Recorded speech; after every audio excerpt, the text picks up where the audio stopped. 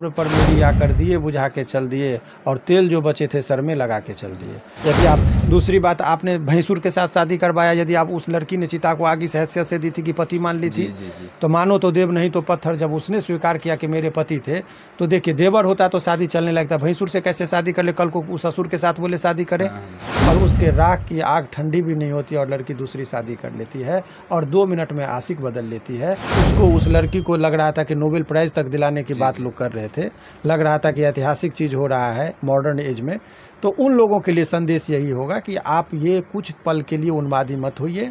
ये प्यार मोहब्बत ये सारा चीज़ जितना है ड्रामेबाजी करती हैं कुछ लड़का, पर मत आना, और आना तो फूल मत लाना, और धोखे से यदि फूल लेके भी आना तो मेरे कब्र पर मत चढ़ाना, क्योंकि मैं पहले से ही बहुत दब गया हूँ, मुझे और मत दबाना। तो सर, क्या एक ऐसा मामला जिसने पूरे देश को दहला कर रख दिया था और पूरा देश भावनाओं में बह गया था, लेकिन उस समय भी हमारे साथ शिवनंदन भारती सर थे, जो कि पटना हाई कोर्ट के प्रसिद्ध वकील हैं। इन्होंने साफ तौर पर उस समय ही कह दिया था कि यह लड़की बहुत बड़ी फ्रॉड कर रही है, और आज पूरे देश ने इस बात को देख लिया कि उस लड़की का प्यार क्या था, और प्यार था या फिर क्या था वो पूरा दुनिया देख लिया है आज।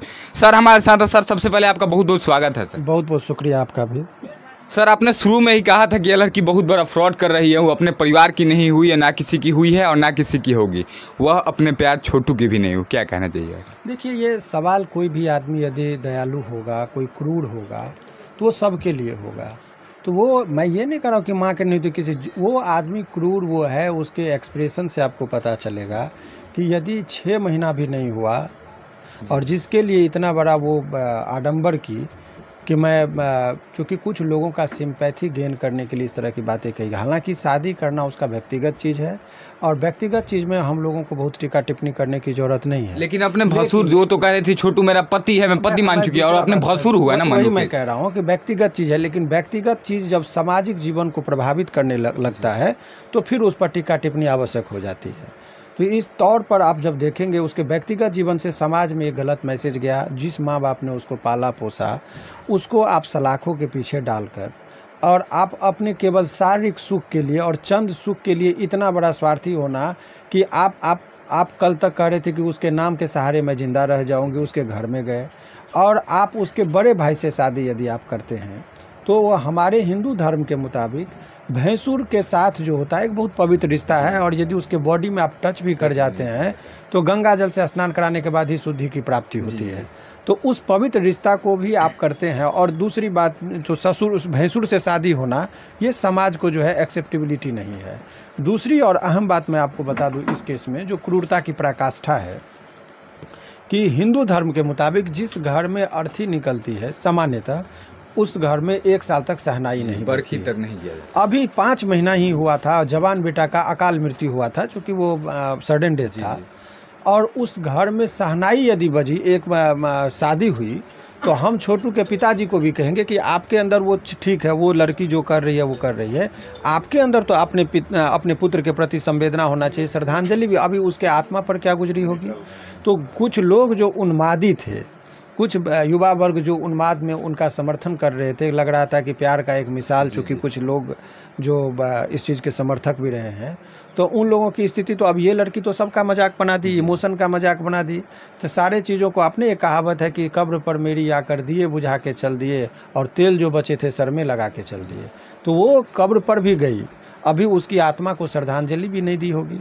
तो बहुत सारी बात है। सर हंस रही है, ऐसा उसका एक्सप्रेशन जो आप देखे होंगे, पूरा वीडियो वायरल है, करोड़ों में लोगों ने देखा। एक्सप्रेशन था, मतलब कोई भी उसके ऊपर मानसिक दबाव नहीं दिखा कि मेरे, अगर मान रही है हस्बैंड या फिर जो भी है लव है, और बोल रही है कि मैं उससे प्यार की हूँ और उसके बिना रहूँगी, चाहे कुछ भी हो जाए। 50 से ज़्यादा इंटरव्यू में कहा था कि कुछ भी हो जाए मैं शादी नहीं करूँगी। उसके बाद हंसते हुए आती है, सवाल करने पर शर्मा रही है, जैसे पति पत्नी हो गई और शादी कर ही। देखिए, ऐसा है, ये सब टर्म, देखिए, व्यक्तिगत टिप्पणी करने के लिए हम लोग तो कानूनी पक्ष से देखते हैं। तो कानूनी बात में यदि आप चलेंगे तो इस केस में आप देखिए कि वो 164 के बयान में, जिसमें अपने माँ बाप, भाई बहनोई इत्यादि लोगों को उसने इन्वॉल्व किया है, तो जब गवाह के तौर पर क्रेडिबिलिटी की बात आएगी, विश्वसनीयता की बात आएगी, तो इनका ये तमाम कंडक्ट जो है सो वो हमको फेवर कर सकता है। और वो तो ये बात सत्य है, आज सबके सामने सत्य। कल तक जितने लोग उनके समर्थन में थे, आज इन लोगों को भी आंखें खुली कि भाई ये छल कपट परपंच करके, और ये आपको मैं दावे के साथ कह सकता हूँ कि ये निर्दोष लोगों को फंसाई है। सारी बात रात में 2 बजे के घर में किसी के घर में यदि कोई लड़का घुसेगा तो ये स्वाभाविक सी प्रतिक्रिया थी।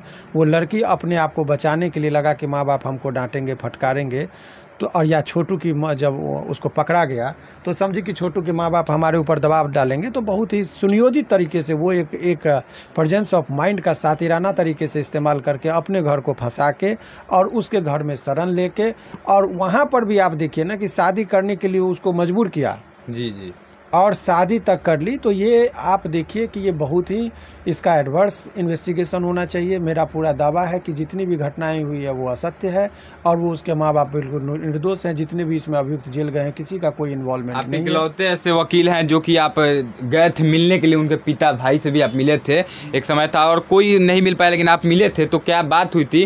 और आपने कहा था बेल बहुत जल्द होगा लेकिन अभी तक नहीं हो पाया, कब तक उम्मीद है आपको कि निकलेगा? बहुत अच्छी बात आपने कहा है। देखिए बेल की जो प्रक्रियाएं होती है 302 में सामान्यतः सेशन कोर्ट देते नहीं है बेल। अभी हाई कोर्ट में मामला इनका पेंडिंग है, अब बहुत जल्दी इन पर सुनवाई होने वाली है और सभी लोगों को बेल न्याय मिलेगी और लोग बाहर होंगे, ऐसी उम्मीद की जा सकती है। न्यायपालिका को चैलेंज करना ये उचित नहीं है और कुछ लोग उन्मादी तरीके से कर रहे हैं तो उनके बारे में हम और आप टीका टिप्पणी करेंगे उचित नहीं। इतना बात जान लीजिए कि दोषी जो भी होंगे इसमें, मैं जो का टर्म इसलिए कह रहा हूँ कि मेरे नज़र से मैं खुलेआम आपके माइक के माध्यम से कह रहा हूँ कि इसमें सारे दोषी जो है वो इन्फॉर्मेंट में जो 164 का जो बयान दी है आरती, उनका पूरा इन्वॉल्वमेंट है इस पूरे उसकी मौत में। जो मौत का जो कारण है उसके मोटिव यही है कि वो आरती ही उसके मौत के लिए जिम्मेदार है और उसकी सद्भावना पूर्वक यदि देखा जाए श्रद्धांजलि भी नहीं दी गई, उसके आत्मा को ठेस पहुंची होगी। यदि छोटू की आत्मा पर मैं विश्वास नहीं करता, लेकिन यदि धर्म और शास्त्र के मुताबिक आप देखेंगे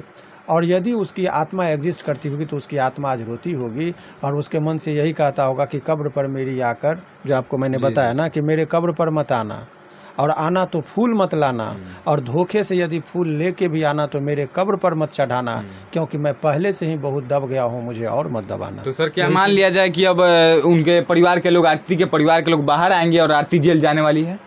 देखिए ये सब घोषणा कानूनी रूप से करना उचित नहीं है भाई, कोर्ट का आदेश है। ये एक रास्ता है कि एडवर्स ओपिनियन, एडवर्स इन्वेस्टिगेशन का, लेकिन अगर दोषी हुई तब?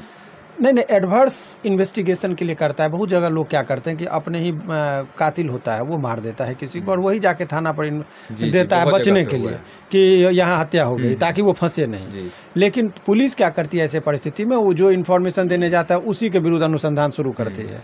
इसको कहते हैं एडवर्स इन्वेस्टिगेशन।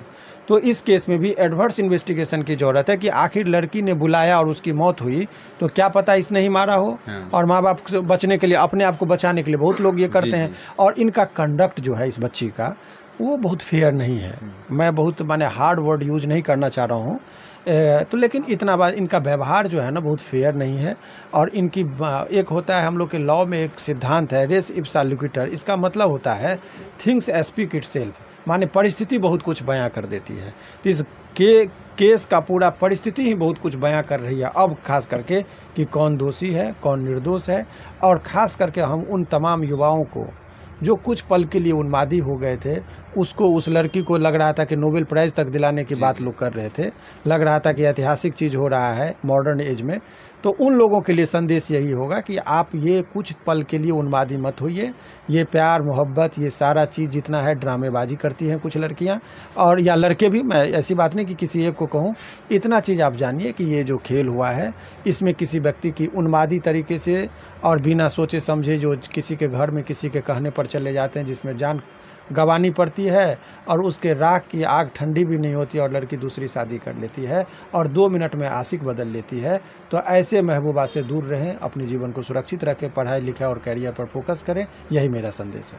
देखिए, एक ऐसी लड़की जिसने ना किसी की नहीं हुई, ना खुद की हुई, ना खुद के प्यार की हुई, ना खुद के परिवार की हुई, और ना ही पूरे समाज की हुई। जिस समाज ने उस पर विश्वास किया, जिस समाज ने उसको तवज्जो दिया और तमाम लोगों ने उसको सपोर्ट किया, उनके मुंह पे तमाचा मारकर आज उसने शादी कर लिया और साबित कर दिया कि उसको ना ही किसी से प्यार था, ना है और ना कभी हो सकता है। उसे जो था उसको मैं ऑन कैमरा कह भी नहीं सकता। आखिर में सर उसने हमला कर दिया लाठियों से, जैसे तमाम पत्रकार का सवाल करेंगे, क्योंकि हम लोगों ने ही उस चीज़ को दिखाया जिसकी वजह से उसको लोग जानते हैं, और उन पे ही कल हमला करवा दिया उनके द्वारा। जब आप सत्य की सामना जब नहीं करेंगे तो लोग फ्रस्ट्रेशन में जाते हैं। तो वो चूँकि वो अब सत्य की सामना करने की स्थिति में नहीं है, उनके परिवार के लोग, छोटू के पिताजी का भी रोल मुझे बहुत फेयर नहीं लग रहा। वो समझदार व्यक्ति हैं, उनको ये देखना चाहिए कि जग हंसाई हो रही है पूरे जाति, समाज, धर्म, हर चीज़ को वो लोग जो है सो नुमाइंदगी के तौर पर पेश कर रहे हैं। हिंदू धर्म का मजाक उड़ा रहे हैं, यादव जाति के हैं उस यादव जाति का पूरा ये मजाक बना रहे हैं। तो आप किसी भी चीज़ के धर्म और जाति से ऊपर उठ के मत देखिए।